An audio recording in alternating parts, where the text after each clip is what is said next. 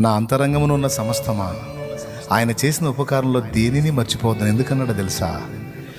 నీ గత జీవితంలో అన్ని కార్యాలను చేసుకుంటూ నిన్ను బ్రతికించుకుంటూ తెచ్చిన నా ప్రభు ఇప్పుడు వదులుతాడా? మనసా ఎందుకే కృంగిపోతావు? మనసా ఎందుకే కలవరంలో బతుకుతావు?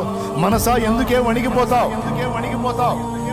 ఏమైతే ఎన్నో జబ్బుల్లోంచి కాపాడుకొచ్చాడే, ఇప్పుడున్న ఈ జబ్బును తీసేయలేడా? ఎన్నో రోగాలను స్వస్థపరిచి బతికించుకుంటా తెచ్చాడే, ఆయన బతికించకపోతే నువ్వు ఎక్కడుంటావే మనసా? ఇన్నిటిని దాటించినోడికి ఇప్పుడు ఈ జబ్బు తీయటం తెలియదా? ఇన్ని సమస్యలకు పరిష్కారం ఇచ్చుకుంటా వచ్చాడే, ఒక్కసారి వెనక్కి తిరిగి గుర్తు చేసుకోవాలి. అసలు ఎలాంటి ఘట్టంలోంచి నేను కాపాడబడ్డాను, ఎలాంటి అనుభవాల్లో గుండా నేను వచ్చాను, ఎంత కృంగిపోయిన పరిస్థితుల్లోంచి వచ్చాను, అసలు బ్రతుకుతున్న నిశ్చయత లేని అనుభవాలు కూడా నాకు ఉన్నప్పుడు నా ప్రభు నన్ను దాటించాడే.